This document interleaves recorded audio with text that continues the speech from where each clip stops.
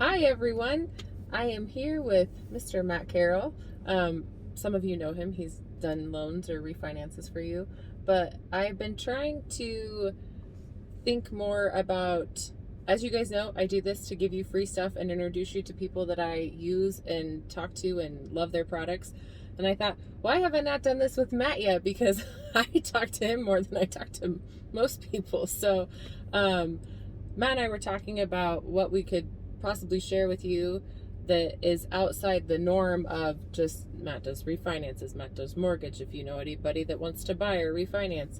And one thing that I think I try to get across when I talk to people about Matt is how smart he is about creating wealth and managing wealth for people and helping clients figure out what the most smart, that was really good. It's most smartest way to invest their money. And so I know he has presentations and he talks a lot about investing in real estate. So I'm going to have him talk to you about that.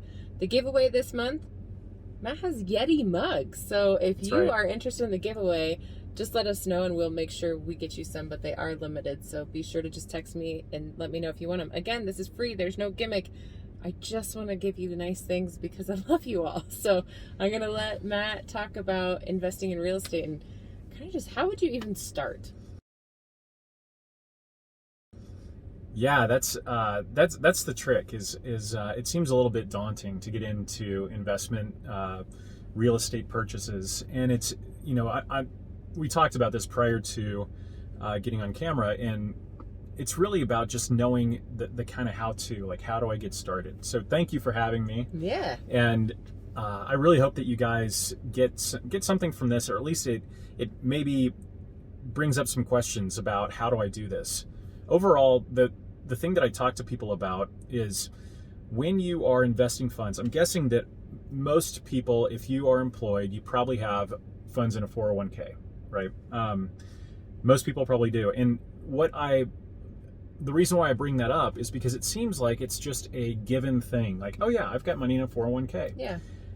And the thing that I like to talk about investment in anything outside of equities is that being invested in equities has you exposed to risk. Mm-hmm. Buying a house as an investment property feels risky to people because it's just not as commonly done. But the thing that I love about real estate as an investment is that it's a sound vehicle for retirement. It's not a quick play. It's not a get-rich-quick scheme, right, or anything like that. And there's actually programs. In Colorado, it kind of is, but right. Yeah. But there's actually provisions in IRA funds where you can self-direct your IRA. So let's say you've got 20 grand in an IRA balance. You can actually self-direct those funds to an investment property purchase. So you're thinking, interesting. Yeah. So you're thinking, know that. Yeah, it's true. There are some rules that you have to kind of dance around and stuff like that, but it's something that you can do. And the thing that I like to really hammer down on is the reason, or the thing that makes real estate such a lucrative potential investment, is leverage. So we're talking about leverage. Leverage is simply using a small amount of money to control a large amount of money. Okay, so 20% down payment is what's required for investment properties. And if you're buying a $200,000 condo, let's say, you're controlling a $200,000 asset with 40 grand. So your 40 grand, if that $200,000 increases by 10% in a year, you just made 20 grand, right? So your 40 grand just made you 20. That's 50% return on investment. That's insane. Massive. If you just look at it like that. Yeah. If you break it down. Yeah. Wow. Yeah. It's now it's not, like anything, it's got risk, right? So if you catch yourself in a downward trending real estate market and you need to liquidate, just like stocks, you're going to take a hit. It just is. The way that investing in real estate works is making sure that you've got an investment horizon of 10 years. That's kind of the magic number. You don't have to own the same home for 10 years. Right. But you do want to, the longer your investment horizon, the more you can withstand this. Because the general trend is going to be yeah. right, like that. So you'll have waves like this, but as long as the general trend's up, you're in a good spot. Well, and we talk about all the time how the economy affects the real estate market, and there's nothing on that horizon right now that would do anything to our current market. Right, that's right. And, I think a lot of people would question, hey, Matt, you're talking about buying investment property in the hottest market we've been in a decade. I bought 2 last year. I bought 2 condos last year, so I've definitely put my, and I'm not saying that like I'm some kind of big shot. I just moved money out of retirement funds into real estate.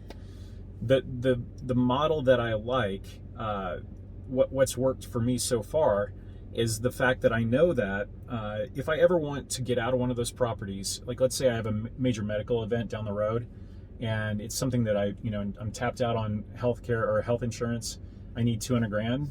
I just sell one of those properties. Now it's not that liquid, so it doesn't happen overnight, right? But I just call Amber up, and it'll happen in like 24 hours. Pretty quick. So what if you don't have retirement funds like that? How else would you get into it financially? Yeah, the model that I love, and this won't work for everybody, but the model that I love is exiting a primary residence. So it'd be living in the home that you're in right now. If, let's say, it wasn't your number one home when you bought it, it was kind of a stepping stone. You've lived there for 5 years or so, and maybe your income's better, or you've realized a great return on that home. What I like doing is exiting that property, turning it into an investment property, and then buying a new property. That still requires dollars to buy this new property. Right. What do you do? You can go, rather than needing 20% down payment from this, for an investment property, you only need 5% down payment to buy a new home as a primary residence. This home, the reason why I love this model so much is this home has an interest rate of a primary residence, but it's now investment property. This is not an occupancy issue. A lot of lenders might say, okay, if you tell me that you're going to buy that home and live in it, but then you end up renting it out, that's occupancy fraud, okay? This is not occupancy fraud. You lived in the home. It was your intention to live in the home. You did. You're exiting it. You're turning it into a rental property. You can do this.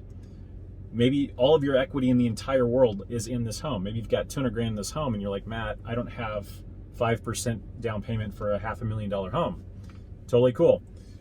Home equity line of credit on your existing home before you move out of it. Home equity line of credit is simply a withdrawal of equity from the home. Let's say you've got $100,000 in equity in the home, and you want to pull out $40,000. You can do that with a home equity line of credit. So long as you can still qualify for this new purchase, you now have $40,000 of equity here in your hand, and you're going to buy a new home. How about if somebody stayed in their current residence with we also call it HELOC, with a home equity line of credit, and use that home equity line of credit for a rental property? You can do that too.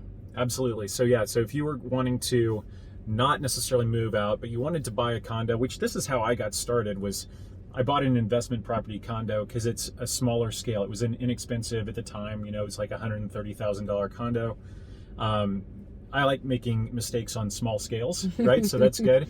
But if you are looking, if you're looking around and you're going, oh my gosh, my neighbor just sold their home and I've got all this equity in my house, but I don't really feel any richer, right? The only way that you really realize return is if you sell the house. Well, what if you don't want to sell, but you do want to go buy an investment property?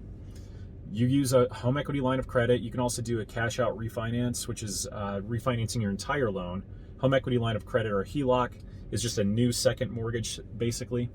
And you pull that equity out, you go buy new. You really want to be certain about the financials and the economics if you're going to leverage yourself over here. Right, to buy another one. I think that if you're okay with that investment horizon of 10 years plus, it's, I don't want to say it's a safe bet, but I'm comfortable with doing that on some, on one of my properties for sure. Interesting. Yeah. The leverage side of things, I didn't even talk about the debt side of things. So when you're owning an investment property, the idea that I like to play is I'm not really looking for an appreciation play, because I think the home will appreciate, but I'm not going to base my, my economics and my decision to buy it on that. I'm basing it on somebody's paying my mortgage. Yep. And while my property theoretically is appreciating, the amount that I owe is going down. So this is where wealth is created. This is how big families like the Vanderbilts and there's another big family, some guy that used to be president, kind of started their empires in real estate. Obviously, tons of like minutia to go through about getting the right renter and making sure that you're protected. Renters in Colorado have a lot of rights, so you just want to know the risks going into it. But like, as I mentioned earlier, if you're involved in a 401k, if you have exposure to equities markets, you've got risk everywhere. I think it's. I could talk about this subject. I think that I think it's one of the only real forms of passive income would be the investing in real estate, personally. And I don't know near as much as you. So I just know that it's a big deal. I think you know a lot, really. Thanks. I think you know a lot. It is a big deal. And it's not going to fit every investor. Right. But I think the thing that kind of flipped the switch for my wife and I is that this was back in like 2010-ish or so, and equities markets were just flat. And when I say equities markets, I mean the Dow or the NASDAQ, and they were just flat. There's no volatility. There's you pull up your 401k, it'd be like, oh look, it just moved another $500. Yeah. And I was thinking about the way that I do business and the way that I qualify people for home loans is not through what's your net worth, it's what's your net income. Yep. And so I thought, okay, well, if I start buying real estate now, once I get into retirement years, hopefully those mortgages will be, pretty minimal. And that income is what I'm looking for. Yep. If I get enough of those homes producing income for me, I don't really need a job. You don't have to rely on any other form of retirement. That's right. Except for your own that you've created through these properties. Right. Yes. Yep. So if you're worried about Social Security being around, you don't know if it's going to be funded or not, I'm kind of hedged against that, right? I am too. Yeah. And it just gives me a certain amount of security with regard to, down the road. If I want to go, I don't know, I like my job, so I'm not really ready to retire yet, but eventually, I'm going to want to have that. It'll be fun to not work. Yeah, for sure. And have passive income. And have passive income, that's right. What I would encourage you is if this is something that you would just like to riff on and just have a call about, you can tell, I love talking about this stuff. And I truly feel that there's opportunity still in this market. Well, I do too. And I met with a new buyer this weekend, and it's interesting. I hear it all the time because I've been in it for 10 years, but it's always, if I would have just bought 2 years ago, because I look at home prices now and I went, if I just would have. Well, at what point are you going to stop saying that and just do it?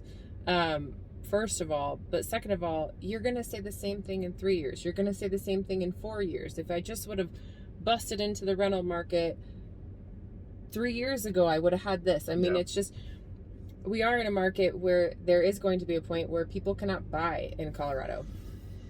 And I had an instance of that with a client as well, where she's a school teacher and not a full-time school teacher, so her income isn't that high, and she really can't afford a condo in the Denver metro area by herself. So we already are pricing people out of this market, which means they need a place to rent. I'm glad you brought that up. The opportunity is there. Yeah, that, fundamentals are what I like to look at when kind of like analyzing an investment decision. I don't really like to look too much at trends or what do I think the market's going to be. What Denver has and Denver Metro has is a really young populace that, we've got one of the most diverse economies for a major metropolitan city in the U.S. So we've got great income opportunities for people.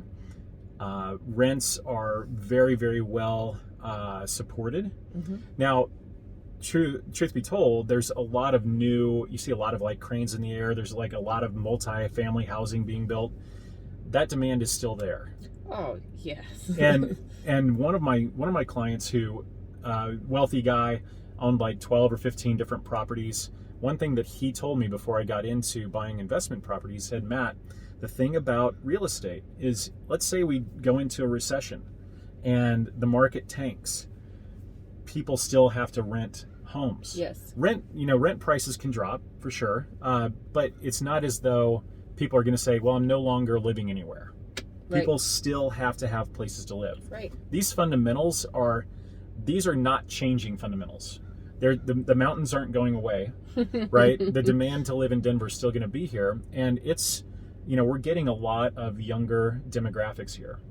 Well, and I just sat with candidates from all the different metro cities, not all of them, but a good chunk. And one of the things everybody talks about is attracting more business to their city.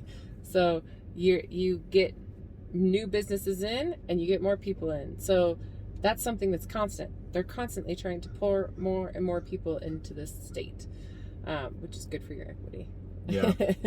And if you've lived here your entire life, if you're a local and you're looking at home prices and you're just, it doesn't make sense, right? I like to bring in perspective from people that are from out of state, because that's, we all know that people from out of state like to move here, cool. right? We like it. Yeah, we like it. It's fine. I spoke with a client that lives in San Francisco. She called me up. She said, Matt, I'm friends with so-and-so, and I want to talk to you about a mortgage because I think Denver pricing is undervalued. This was at the beginning of this year. Mm-hmm. So she lives in San Francisco. Her perspective obviously is different. That's one of the highest priced, real estate markets in the U.S. Yes. It's ridiculous. But if you look at that perspective and you see how mobile people can be now, people working, remotely and things like that, this looks like value to people on the coasts. Absolutely. So, I like it. Here's another reason we should talk. If you think that I'm wrong, I want to know. I really do. Like, I honestly, I've got a very open mind, and anytime somebody says, I've got a different take on that, I love that. Let's talk about that for sure. If you do, I would like to be a part of that conversation too. I think we're getting pretty lengthy. I just saw the time. If you're still with us, thanks for playing. If you're really interested, please do contact one of us. Thanks for watching. And thanks for watching. And remember, again, if you're still here, let me know if you want one of those Yeti mugs. Have a good one, guys.